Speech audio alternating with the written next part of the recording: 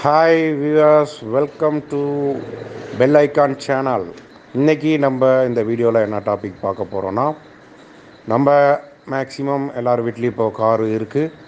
அந்த காரில் மிகப்பெரிய ஒரு ப்ராப்ளம் வரக்கூடியது என்ன அப்படின்னா, நம்ம வீட்டில் தான் தொல்லை கொடுக்குன்னு நினச்சோம்னா கார்லேயும் வந்து தொல்லை கொடுக்குற ஒரே ஜீவன் எலி.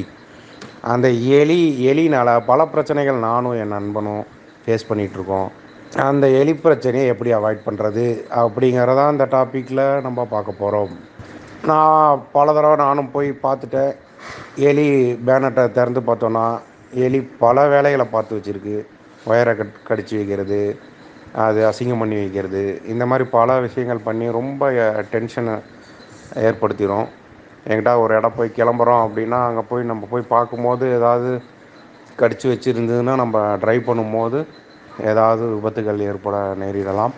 அதனால் இதை சாதாரண விஷயமாக நினைக்காம இதுக்கு ஒரு முக்கியத்துவம் பண்ணி இதை கான்சன்ட்ரேட் பண்ணி இந்த விஷயத்தை கொஞ்சம் டேக் கேர் பண்ணிக்கிறது ரொம்ப நல்லது. கார் வச்சுருக்கிறவங்களுக்கு இது மிக மிக அவசியம். நானும் பல சர்வீஸ் சென்டர்லாம் போய் பார்த்து கேட்டு சில விஷயங்கள்லாம் சேகரித்தேன், எப்படி இந்த எலி தொல்லையிலேருந்து தப்பிக்கலாம் அப்படின்ட்டு. ஒவ்வொருத்தங்க ஒவ்வொரு ஐடியா சொன்னாங்க. ஒவ்வொருத்தங்க இந்த சுருட்டு இருக்குது பார்த்திங்களா, பாட்டி இப்போ தாத்தாலாம் குடிச்சிருப்பாங்க. அந்த சுருட்டை வந்து இன்ஜின் பேனட்டில் கட்டி வச்சா வராது அந்த ஸ்மெல்லுக்கு அப்படின்னு சொல்லியிருக்காங்க. இன்னொருத்தங்க சோப்பு இருக்குது பார்த்திங்களா, நம்ம பாத்திங் சோப்பு இருக்குது பார்த்திங்களா, அந்த சோப்பை வந்து பேனட்டில் வச்சுட்டு போயிட்டோம்னா அந்த ஸ்மெல்லுக்கும் எலி வராதுன்னு சொல்லியிருக்காங்க. இந்த மாதிரி ஒவ்வொருத்தர் பல விஷயங்கள் வந்து சொல்லியிருக்காங்க. நாங்கள் பெஸ்ட்டாக ஒரு வந்து இது சொல்யூஷன் ஒன்று நாங்கள் சர்ச் பண்ணி நாங்கள் அனலைஸ் பண்ணி நாங்கள் வந்து எடுத்து இந்த வீடியோவில் போடுறோம். அது என்னன்னு பார்த்தீங்கன்னா, ஸ்ப்ரே இருக்குது. அந்த ஸ்ப்ரே கம்பெனி நேம் வந்து பார்த்திங்கன்னா பேப்தால். அதோட நேம், அந்த ஸ்ப்ரேவோட நேம் வந்து பார்த்திங்கன்னா ரோடன்ட் ஆஃப். இந்த ஸ்ப்ரே வந்து நம்ம அடிச்சு விடுறது மூலிமா ஒரு 4 to 6 months வந்து ஒன்ஸ் வந்து இதை அடித்தா போதும், எலி தொல்லை இருக்காது. எலி அந்த பக்கமே எட்டி கூட பார்க்காது. மற்ற விஷயங்கள்லாம் நீங்கள் இப்போ சுருட்டு வைக்கிறீங்க அப்படின்னா நீங்கள் அதோடய ஸ்மெல்லு போயிடுச்சுன்னா திரும்பி அது புதுசாக ஒன்று வாங்கி வைக்கணும். அதே மாதிரி நீங்கள் வண்டி எடுக்கிறப்ப ரிமூவ் பண்ணணும். கார் எடுக்கிறீங்க அப்படின்னா அதை எடுத்துடணும். உள்ளே பேனட்டுக்குள்ளேயே வச்சு ட்ரைவ் பண்ணக்கூடாது.